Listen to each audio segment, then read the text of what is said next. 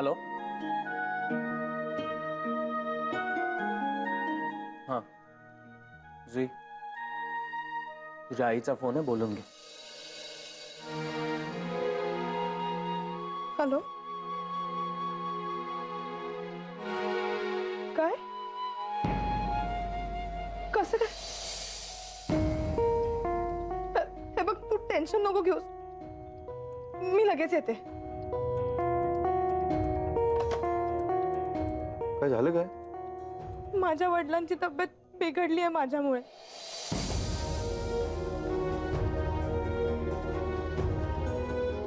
मला लगेच निघायला हवं. अगं निघ निघ तू, मी बोलते नवऱ्यांशी, निघ. सावकार,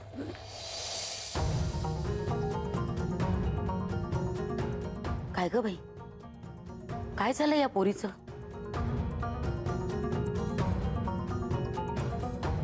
इतकी बेजबाबदार कधीच नव्हती ही. परमेश्वरा,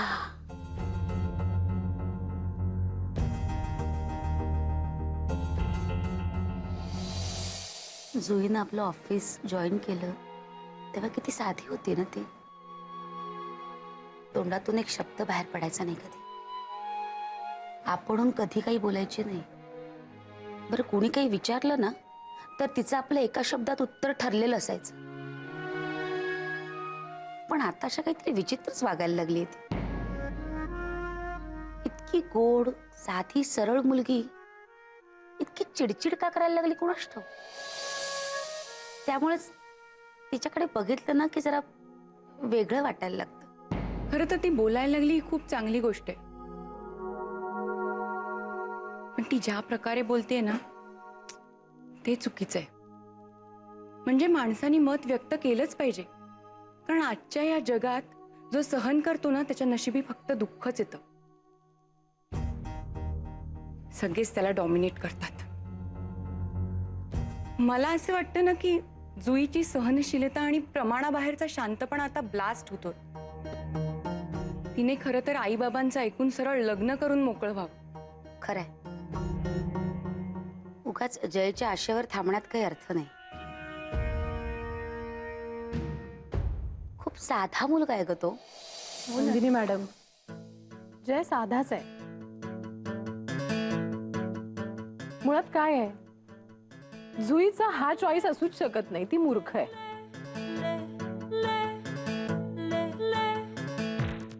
आता जय असा मुलगा आहे ना की कोणीही त्याच्या प्रेमात पडेल.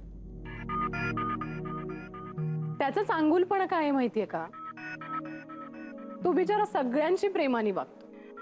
आता त्याच्या या चांगल्या वागण्याचा जर कोणी चुकीचा अर्थ काढला तर त्यात त्याची चूक नाहीये ना. आणि तुम्हाला सांगू का नंदिनी मॅडम, त्याच्या साध्या वाटणाऱ्या मुली असतात ना, काय काय रंग उधळतात माहितीये तुम्हाला. तो ना माझा नुसता फ्रेंड आहे असं म्हणतात आणि त्याच्याबरोबर त्याचाच हात धरून पळून जातात माहितीये.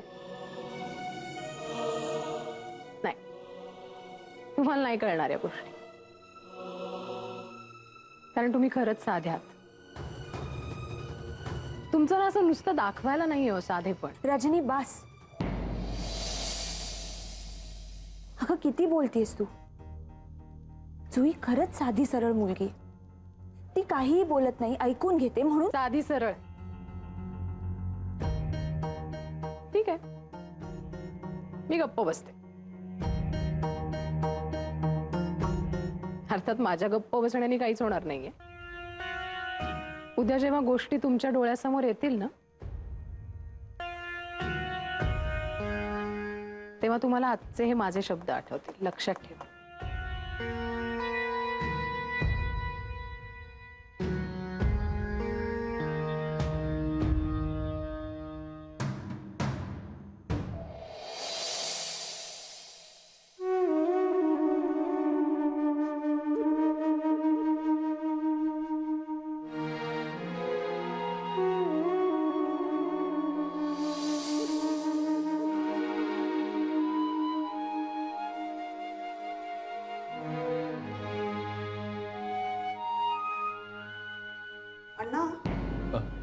ना जरा माझं एक काम करा हा. चिनू येईल ना शाळेतून तर त्याचे हातपाय धुवून घ्या, त्याचे कपडे बदला आणि त्याला जेवण गरम करून जेवायला वाढा. म्हणजे मी आईकडे जातेय, मला खूप उशीर झालाय आधीच, नाही तर मी केलं असतं हे सगळं. आणि हो, त्याला जेवायला वाढाल तेव्हा तुम्ही सुद्धा जेवून घ्या हा. उपाशी राहू नका हा. सुनबाई, अण्णा, नाही नाही नाही नाही, मी सांगितलंय त्याला की अण्णांबरोबर अगदी शहाण्या मुलासारखं वागायचं, अजिबात त्रास द्यायचा नाही. मग अण्णा तुला एक छानशी गोष्ट सांगतील, सांगाल ना? प्लीज सांगा हा. ऐकता ऐकता झोपून जाईल बिचारा. हा, येऊ मी? सुनबाई, आता काय झालं? गोष्ट सांगण्यासाठी ती वाचता यायला हवी ना. ही चष्म्याची काच फुटली आहे, येताना जरा बदलून आणायला जमेल? अण्णा, आता गोष्ट वाचून बिचून कशाला दाखवायला हवी?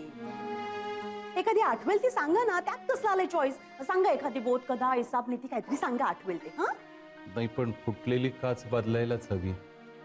अण्णा, मी अशी नेमकी बाहेर निघाले की तुम्हाला कसं काय आठवतो सगळं?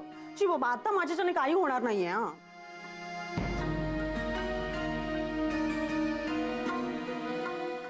अण्णा, नाही अहो, काय आहे ना, तुमचं चष्म्याचं जे दुकान आहे ज्या रस्त्याला आहे ना, त्या रस्त्यानेच जाणार नाहीये मी. अहो, सकाळी सकाळी काय ट्रॅफिक असतं माहिती तिथे. मग अण्णा, एक काम करा ना, तुमची लाडकी सून आहे ना आदिती, तिला सांगा ना. तिला खूप आवडतं तुमची सेवा करायला. बाई ग,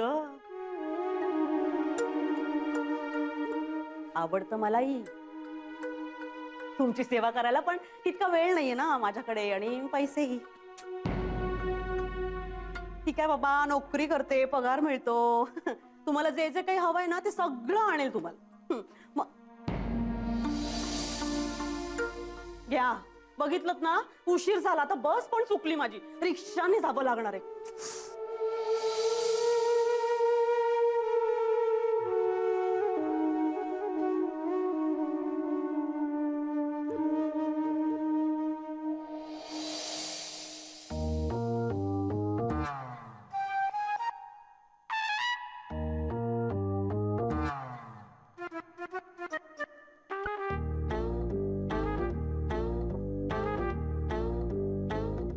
घरी नाही जायचं आज?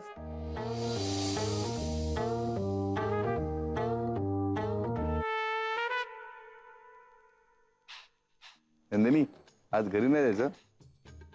नाही, हे जरा एक काम आहे. नंदिनी, जरा पाणी दे ना.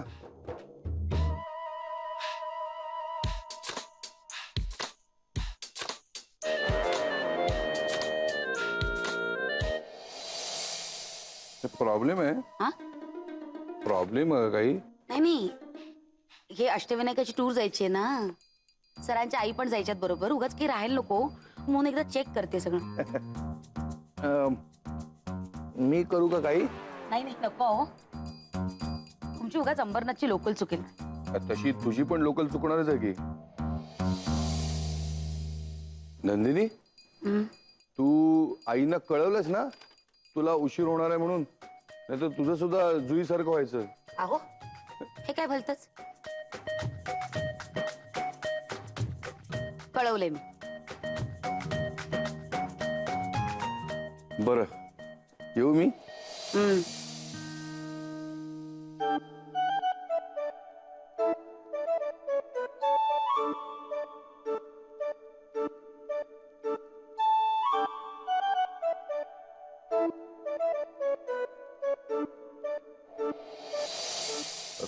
मला पण जायचं नाहीये आता.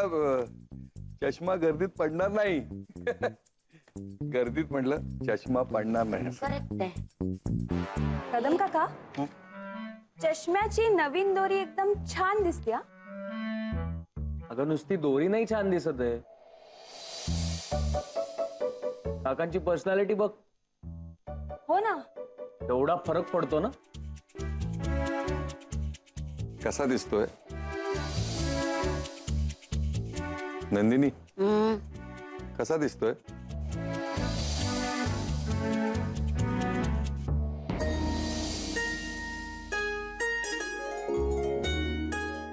अगं बाई, छान स्मार्ट दिसताय.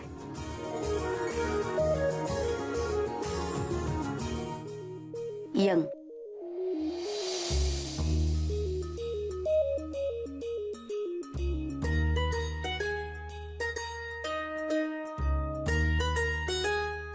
येऊ मी? सावकाश जा. काय म्हणा? नाही म्हटलं सावकाश जा.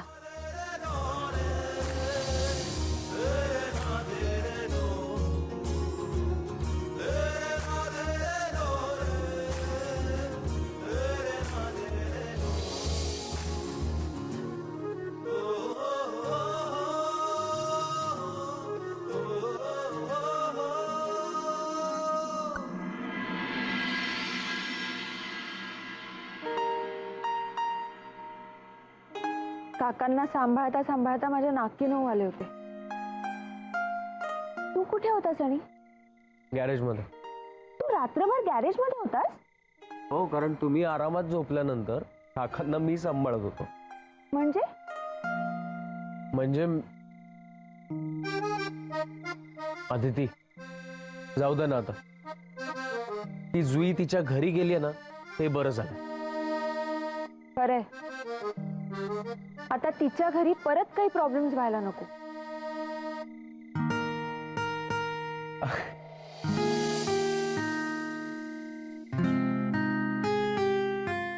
जय,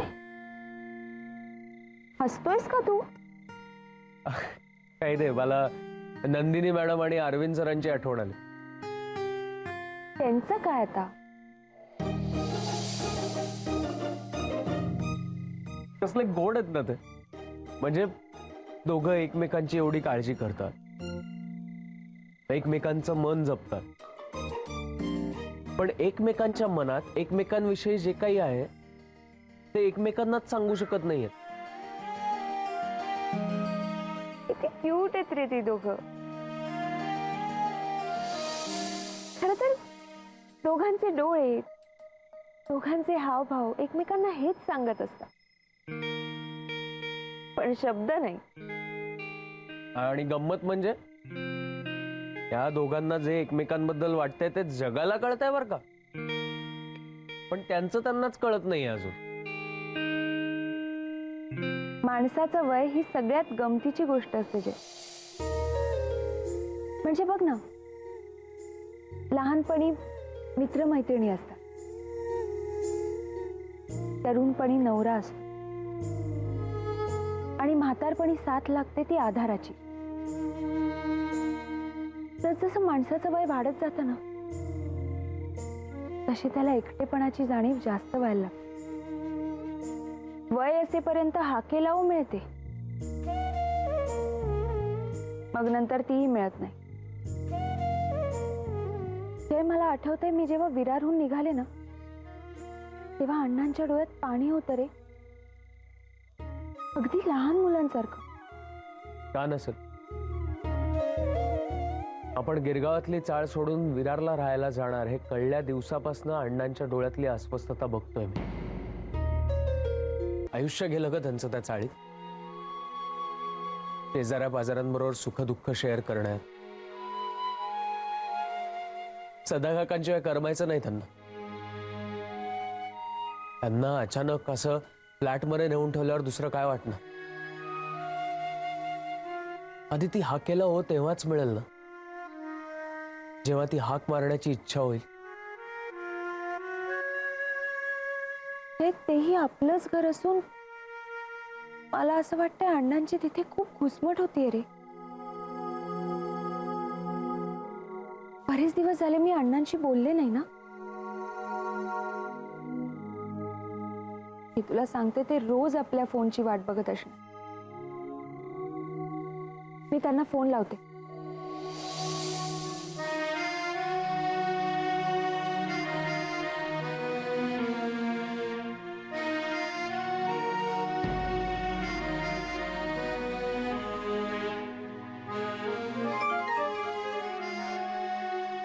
अक्षर नीट काढ.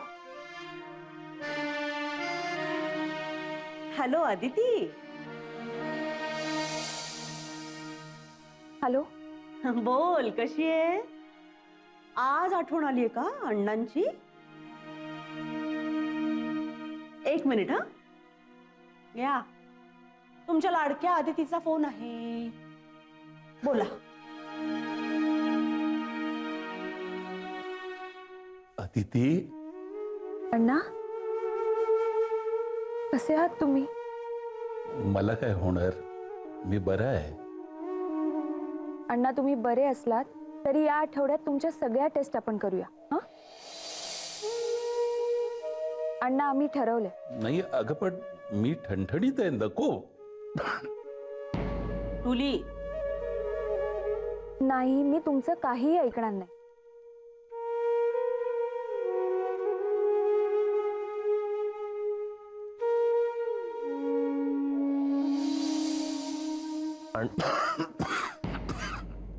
अण्णा, तुम्ही खोकताय.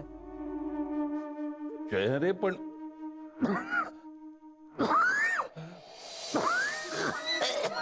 अण्णा, अण्णा, अण्णा तुम्ही बसा, बसा इथे.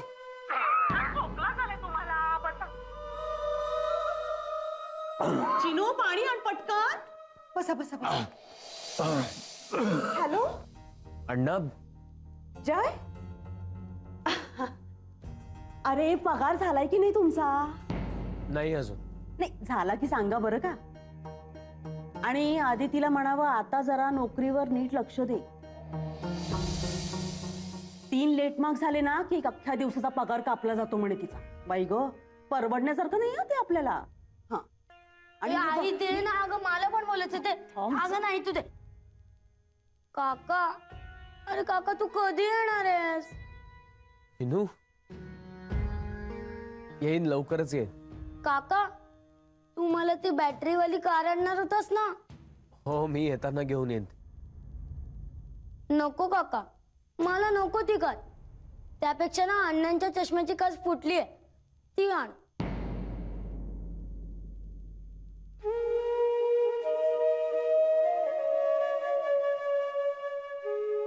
आणि चष्मा फुटल्यावर ना त्यांना गोष्टच वाचून दाखवता येत नाही. हॅलो जय. अरे, इतकं काही झालं नाही अगदी. काच फुटली आहे, पण मग हे आणतील ना ऑफिस वरून येताना दुरुस्त करून. मग त्यात काय. ए चल, मी ठेवू का? अगं पण वही, नाही नाही, म्हणजे ह्याचा अभ्यास घ्यायचा आहे ना चिनूचा. Good night, bye.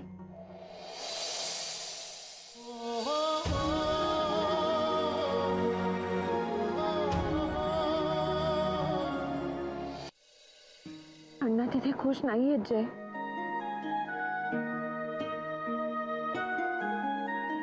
कळतंय मला. अदिती, मला अण्णांसाठी खूप काही करायचं, खूप खूप काही करायचं. फक्त प्रॉब्लेम इतकाच आहे ना की या सगळ्यांसाठी, या सगळ्या सुखांसाठी पैशांची गरज असते आणि नेमकं तिथेच विषय. हे आज आहे जय, उद्या नसेल. कोणाच्याही चेहऱ्यावर समाधान पाहण्यासाठी पैशाची गरज नसते जय. वेळही पुरेसा असतो. आणि म्हणूनच मी ठरवलंय,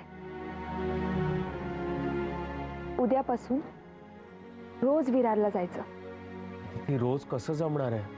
काही दिवसांपूर्वी जात होतेच की मी. हो, पण ती केवढी दगदग होत होती तेवढ्यात. त्या दगदगीनंतर अण्णांच्या चेहऱ्यावर समाधान पाहिलं ना की ती दगदग कुठल्या कुठे निघून जाते कळतही नाही. जे अण्णांना सुद्धा हेच वाटतं की मी तिथे यावं, पण मला त्रास होईल, माझी दगदग होईल, म्हणून मी ठणठणीत आहे असं सांगितलं त्यांनी. आता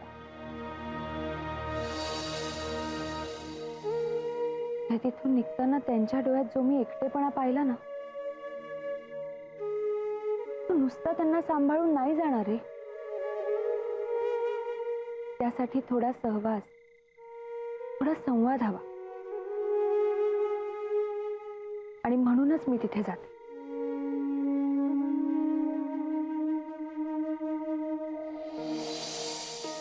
काय झालं? मी खूप भाग्यवान आहे. तुझ्यासारखी बायको मिळाली ना म्हणून. आत्ता मनाला जे मिळतंय ना ते खरं समाधान.